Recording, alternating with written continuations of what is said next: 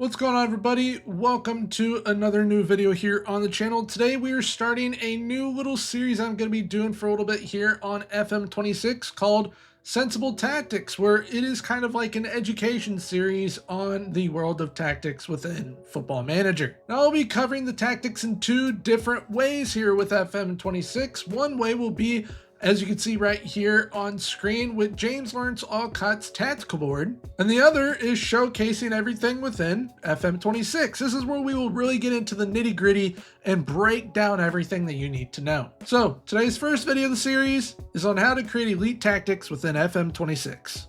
Without further ado, let's go ahead and get into today's video. So when it comes to the world of Football Manager, there are some dominant formations out there, and unfortunately they have carried on over to FM26 once again. This is how you are going to be able to create your early day elite tactics and probably throughout the rest of the year.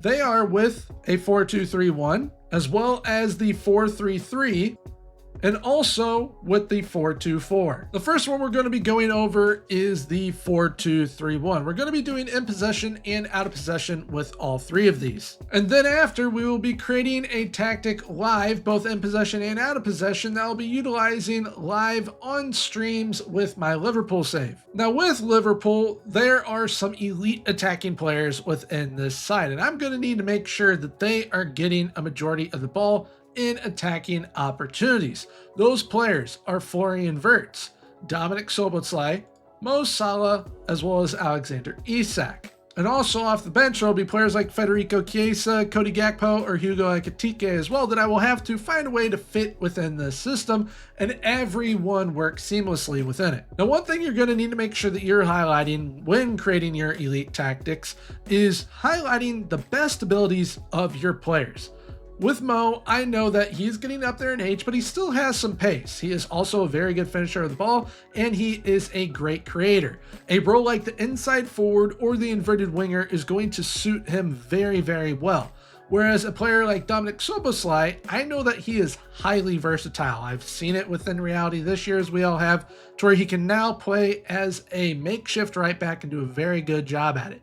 So I know that I can utilize him in a multitude of different ways, especially if there are ever injuries to players like Ryan Gravenberch, Alexis McAllister, or even Jeremy Frimpong. But the key areas that I'm going to want to make sure that I'm highlighting with Sobo is his playmaking ability, as well as his goal scoring ability, but only to a certain extent. So I'm probably going to end up playing him in a role like an attacking midfielder or an advanced playmaker. Not necessarily that shadow striker or the second striker now, as it is called, to where, yeah, I want him to score more goals. I'm going to want him to be as creative as possible to set up players like a Mo Salah, an Alexander Isak, or a Florian Wirtz. When it comes to a player like Florian Wirtz, though, this is where it gets a bit tricky, because he usually doesn't play on the left wing. However, in this system, that is where I'm going to be utilizing him. I'm going to need him to utilize, once again, his playmaking ability, just like Sobo, just like Mo Salah will. However, I'm probably going to end up playing him in the exact same role as Mo Salah, which is either going to be the inside forward or the inverted winger. However, as the inside forward, if that is the route that I choose to go, I'm going to have Florian Wirtz holding up the ball. I'm also going to instruct him to dribble more.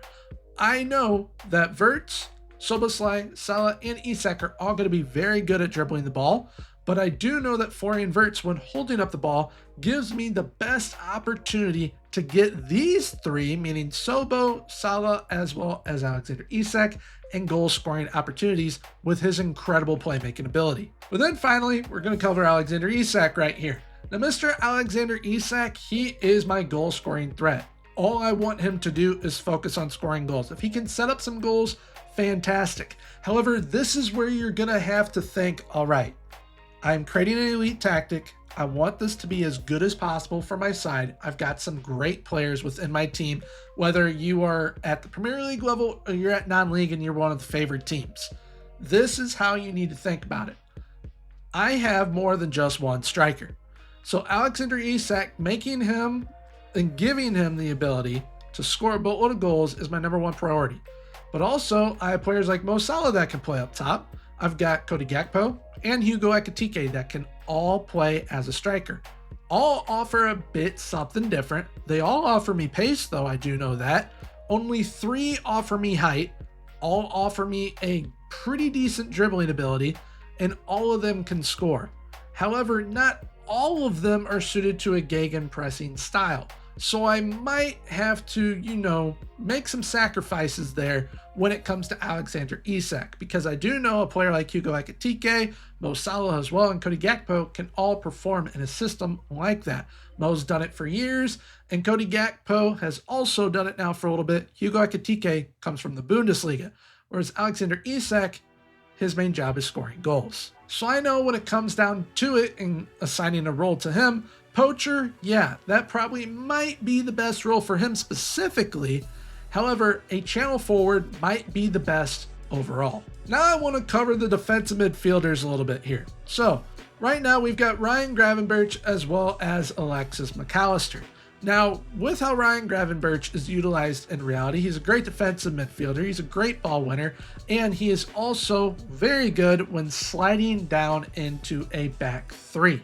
However, for this system, I want it to be a little bit more aggressive. I don't want to play that back 3 this time around like we usually try and do in reality at Liverpool. I want him to somehow, some way, complement what Alexis McAllister is going to be doing. Because Alexis McAllister is going to be a box-to-box midfielder for me. I want him doing anything and everything because he has the work rate and stamina to be able to do so. Ryan Gravenberch is either going to be a good ball winner as a defensive midfielder for me, or a deep line playmaker. Play that ball to Alexis McAllister, who can then move it up to Sobo, and we go from there. Or he can even ping the ball wide to Salah, Verts, or even over the top to Alexander Isak on some good runs.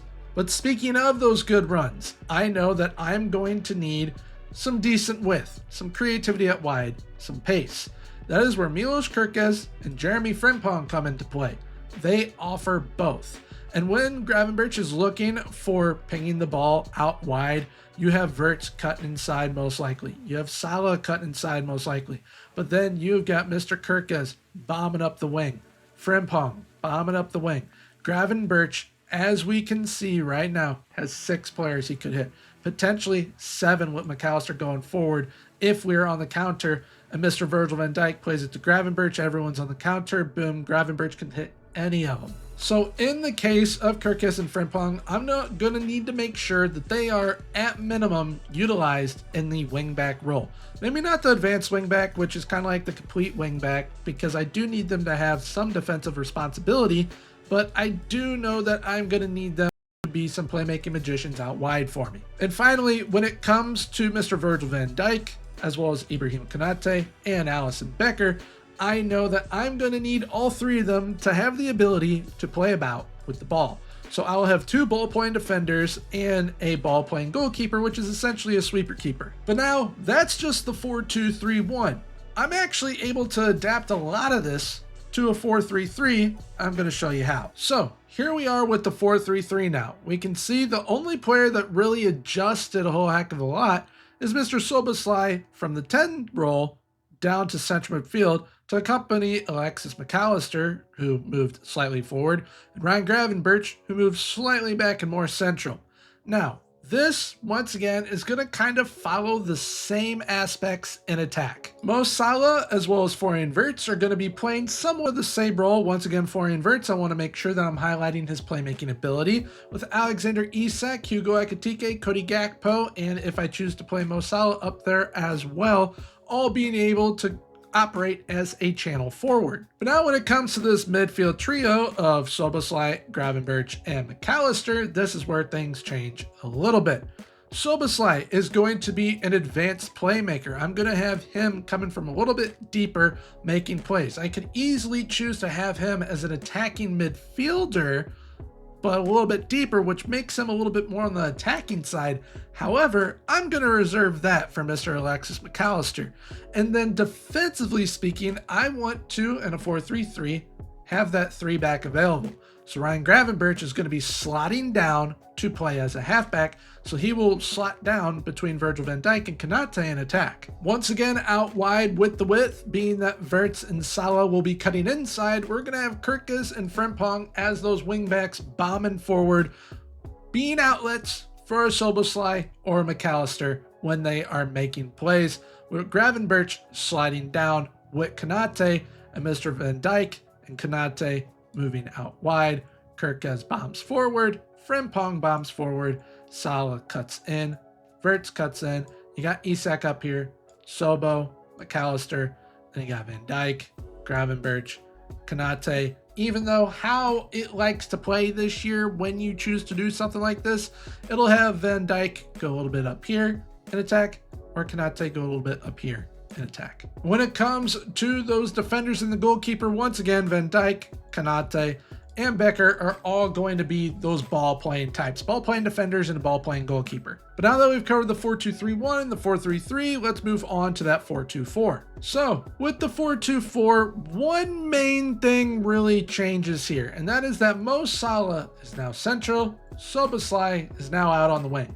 So Szoboszlai, like I was saying, I was highlighting his versatility. He's played in the 10 spot, he's played at central midfield, now he's out on the right wing. He can perform anywhere and everywhere, folks. But now, what Szoboszlai is going to be doing is performing somewhat in the role like Mo Salah was. However, Mo Salah is going to be performing as a channel forward.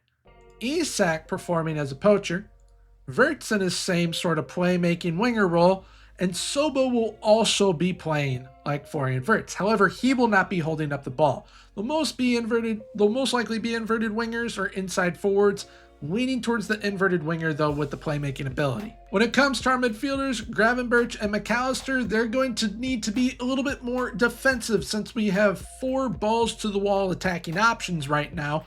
We're going to have Gravenberch on defensive midfield, and then McAllister either as a deep line playmaker or also on defensive midfielder. With that role combo, it gives us a little bit of solidity as well as having a playmaker there, or if we decide to go 2 defensive midfielders, it gives us a strong defensive foundation. But now this time around, with Kirkus and Frimpong, are we going to need them to bomb up and down the wings like we've needed them to previously as those wingbacks? Probably not. We'll probably have them as a fullback in the scenario of a 4-2-4. This allows them to be a little bit more defensive, not so attacking, but still have the playmaking ability that we need them to bring to the side. And then finally, with those center backs and the goalkeeper, once again, because we are Liverpool in this scenario, as well as with the save, Van Dijk, Konate, Alisson Becker, they're all going to be ball-playing defenders and goalkeepers. But now that was in possession. Let's cover out of possession really quickly because it's fairly simple and straight to the point. So for the 4-2-3-1, how would we defend out of possession? Well, it is very straightforward. We're having Florian Wirtz come down. We're having Mo Salah come down. 4-4 right here. Then it is kind of up to you how you would want to defend here, because I've tried both in FM26 already and I love both defending this way. The 4-4-1-1, fantastic. Just like so, to where these 4 are the only ones moving up and down within this really. However, you could also defend in a 4-4-2, which is very overpowered. So this is elite tactics. If you want it to be elite, maybe go with the 4-4-2 in defense. But now it comes down to those roles. How would I kind of want them to operate? Well, Salah and Wirtz are going to be wide midfielders. We're going to have 2 defensive midfielders, 2 fullbacks, 2 center backs, a goalkeeper, stopping balls, hopefully. And then we have got Isak and Sobo. These are going to be the only ones that are really kind of a little bit out there, per se. But Isak is going to be the one that's out there. I want him to be drifting a little bit off to either side, whichever side I end up having him on. And he is going to be able to be that player that we look to ping the ball up to start the counter, while Sobo is going to be a little bit more defensive. So Isak would be our outlet striker, and then Sobo would be our little bit more defensive. Given both are still defending, but with Isak playing this high in defense, he is going to make sure that one player always has to keep track of him. And when defending in a system like this, it can be pretty darn good. I prefer this system over the 4-4-1-1 for that reason. If it is the 4-4-1-1 where Szoboszlai is right here and Isak is here, you're just going to have it be bog standard. You're going to have Szoboszlai as a 10, attacking midfielder, those wide midfielders, those defensive midfielders, and a central forward. You are not going to really change up the roles a whole heck of a lot. However, now to the 4-3-3. Once again, very simple and straightforward because we're not changing from the 4-3-3. If you absolutely wanted to, you can go with a 4-1-4-1 by moving these three down, or you defend in a 4-3-3, which I highly recommend with the 4-3-3, and you leave every role as is. Don't really change anything unless you want to change the two central midfielders and the defensive midfielder, so those three central players. If you want to change them to screening midfielders, you most definitely can do so. But then we move to the 4-2-4, and really there's only one right way to defend with the 4-2-4, because as overpowered as a 4-2-4 can be in attack, it can be just as overpowered in defense now, to where you are defending in a 4-4-2 just like this, and you will end up having this kind of setup just like the 4-4-2 originally that I showed. However, in this scenario, say you are the manager of said Liverpool side, you then get to decide, all right, do I want Mo Salah as that outlet, or do I want Alexander Isak as that outlet? For me personally, I would want Mo Salah as that outlet, because then we can get those long balls from Virgil van Dijk to Mo Salah. Those are always fun to see.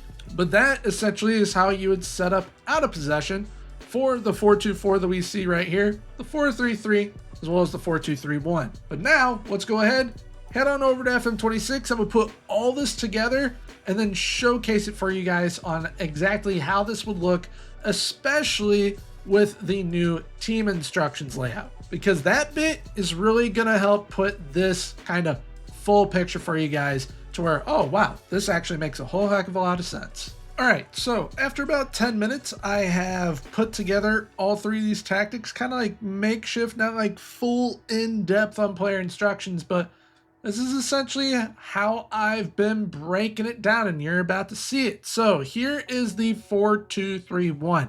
This is how it would line up with the combined in possession and out of possession roles that I have been discussing. Now, in possession, this is how we would line up with the 11 that I have been highlighting, just like this. Out of possession, it would end up looking a bit like this, where we see Szoboszlai push up, you got Salah Verts coming down, you got Isak gonna be that outlet up top for us as well, which now we can see it right here, side by side, where you can see how it would be in possession when I was breaking it down, how it would be out of possession when I was breaking it down. I like showcasing it in the tactical board. I love that this is now a thing in FM26, because when I'm showing you guys it and breaking it down, why I'm thinking the way I'm thinking on the tactical board, we then go to this and it's like, wow, you can actually see exactly what Gormy is talking about with the in possession, with the out of possession, where we are wanting these players to go and be within these setups. And then what's even better is if you go to team instructions and you go to in possession, we can see, all right, this is how it is when we are building out from our own half. Then once we get to the halfway line, this is kind of essentially where we would end up being generally with this 4-2-3-1. And then by the time we're in their half or in their final third, we have got it looking like this, where when I was talking about those wing backs bombing forward and Frimpong and Kirkas, you can see all the space that they're going to occupy. You got Mo Salah cutting in, Florian Wirtz cutting in as well, and those inside forward roles. They are right here complementing playing off of Alexander Isak as well as Dominik Szoboszlai. You get Gravenberch, the deep line playmaker here, sitting a little off of Mr. Alexis McAllister as well. Then you got your two safety pens back here, the ball-playing center backs in Virgil van Dijk and Ibrahima Konate. Then this is how we would end up setting up out of possession in their half, in their final third. This is the first step right here. Moving into the 4-4-2, We then get the midfield and you really see it start to take shape. And then once we are in our half, in our final third, this is where we would line up. And this is where you see that outlet center forward, Alexander Isak. You can see him playing up and away from Dominik Szoboszlai. So Szoboszlai is definitely going to be the more defensive option out of the two. But say we end up winning the ball, Salah plays it to Isak. Isak can then lay it off on a through ball to Szoboszlai, and Sobo's gone. So it's a very fun and easy way to kind of break things down now that we have this available to us in FM26. You see it in the tactic board and how I break it down. Now you see it here in FM26. It makes it a whole lot easier for those of you that may not know how to create your tactics or understand the world of tactics. This helps make it so much easier. But then now we move on to the 4-3-3, and as we can see right here, how we set up in possession is how we are setting up out of possession. Obviously different roles, but we are attacking in a 4-3-3 and defending in a 4-3-3, technically because we are implementing that halfback and attack. And we can see it here in possession, first phase to the second phase to the third phase. And this is how it would end up looking. We see Gravenberch back. We see how I was highlighting those ball playing center backs, or just the center backs in general, like drifting up to either side for some reason. Don't know why, but they like doing that.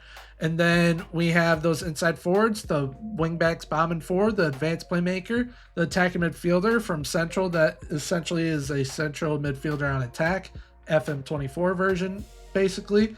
But then for out of possession, first phase, second phase, and third phase. And that third phase, it's just a wall of defenders. That is why attacking in the 4-3-3, defending in the 4-3-3, it works so darn well, especially with this. That's why when you were creating these tactics and formations, maybe to start off, if you're struggling, defensively speaking, defend in the same formation that you are attacking with. That might help you start to learn the new system. And then now, here we have the 4-2-4. Where we have Isak and Salah up top, that poacher channel forward combo. We got Florian Wirtz, Dominik Szoboszlai up there. We got Gravenberch, McAllister in defensive midfield. And then we see it here out of possession. And we have got Mo Salah this time being that outlet forward. So we're in possession. This is how it looks in that first phase. Into the second phase, you see those inverted wingers really getting inside.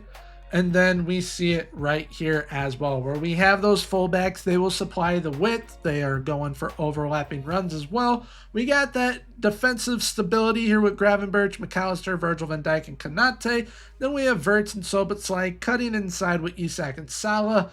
Now, me personally, dependent on how this would perform, I may want to move Szoboszlai and Wirtz to the winger role to allow them to play a little bit more so out here. Have Gravenberch, McAllister push up a little bit more, but we will figure that out on stream. But then we get to the out of possession first phase right here, second phase, and then the final phase, where once again we're defending that 4-4-2 with the outlet striker, Mo Salah being the outlet striker, looking for those ping balls from Virgil van Dijk, Milos Kerkez, or even Florian Wirtz, pinging them up to Mo Salah, and off him and Alexander Isak go.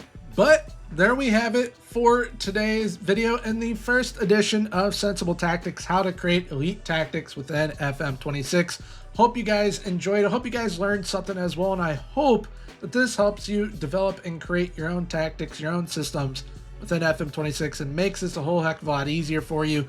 Because right now it is a bit difficult to understand. And I mean, I was definitely one of them struggling at first, where I'm like, okay, how am I going to go about building these? But after a couple hours, I was like, all right, I'm starting to get the hang of this. So just do some testing on your own, fiddle around with things, and figure out what type of tactics and systems are going to work best for you. But if you did enjoy today's video, please feel free, leave a like, comment, and subscribe. Subscribing is 100% free, so why not hit that sub button? Down below, I'll be linking my Twitch in the description. If you guys wish to check out the streams, come over, see how we're getting on with the Liverpool men's side as well as Liverpool women's, because I'm implementing all these systems that you saw here in today's video with both sides. So hopefully we're doing pretty well by the time you see this video. Also, please definitely feel free to check out this video. It's one of my more recent videos for FM26, so definitely give that a watch if you wish to do so.